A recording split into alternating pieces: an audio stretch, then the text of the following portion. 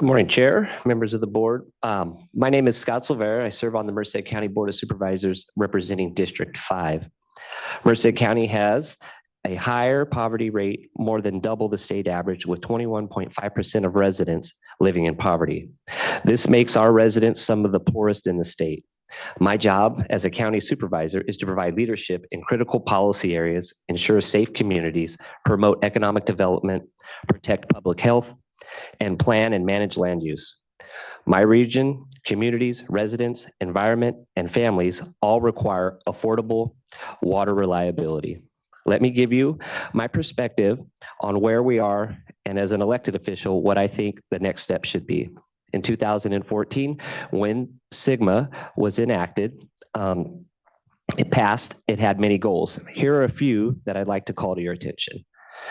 Groundwater sustainability. SGMA helps ensure long-term groundwater sustainability for California's communities, agriculture, industries, and environment. This is especially important to the counties like Merced that are disadvantaged and heavily dependent on agriculture. You heard Mr. Martin speak earlier. I represent one of those disadvantaged unincorporated communities, one of those communities that literally, if you were looking on a scorecard, they check all the boxes of an unserved and underserved community. Local agency involvement. Local agencies are best able to manage groundwater, and SGMA gives them a key role in water management and land use. With 23 agencies making up the Delta-Mendota subbasin, local management is critical and plays an especially important role to my job in land use planning. Groundwater sustainability plans. SGMA requires local agencies to develop and implement GSPs for high and medium priority basins. GSPs outline how basins will be sustainably managed over the next 20 years. SGMA also defined your job. The State Water Resources Control Board is to act as a backstop when basins fail. In order to fail, you must be given the opportunity to perform. The Delta-Mendota consists of 23 GSAs. Let me pause there. That's 23 GSAs. And as of today, 22 of those have adopted the single GSP. And the only reason we don't have all 23 is just timing. And that's on their agenda to be adopted soon.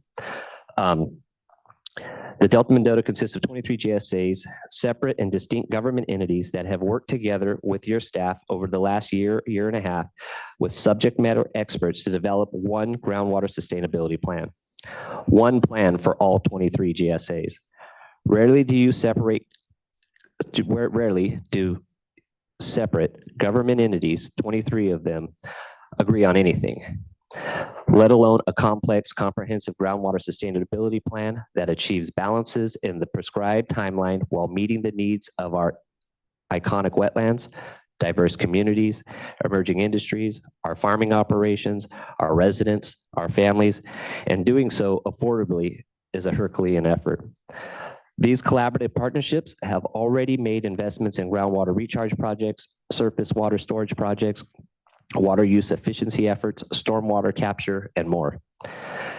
And while this plan has been deemed deficient without merit nor based on actual performance, it deserves the opportunity to be fully implemented without causing specific identifiable harm to the public, our communities, the environment, and ultimately to our basin.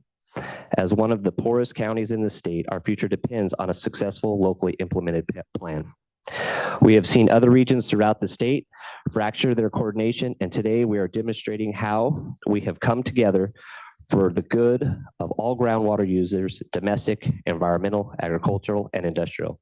A key effort in passing SGMA 10 years ago was that local control was not negotiable. The state's intervention was only added as a backstop for failure. We have not failed. We have only just begun.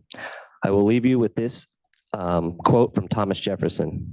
Whenever the people are well informed, they can be trusted with their own government. We are well informed. We are working with experts and your staff and will continue to do so, which means that the Delta-Mendota subbasin can be trusted to implement our GSP. Thank you for your time. Thank you as well for your supervisor and your leadership. Appreciate the time this morning again to update the board. I know we'll be having plenty further discussion around the Sustainable Groundwater Management Act, but really do appreciate the work that's gone on already and the engagement with us and the staff. So thank you. Appreciate the update this morning.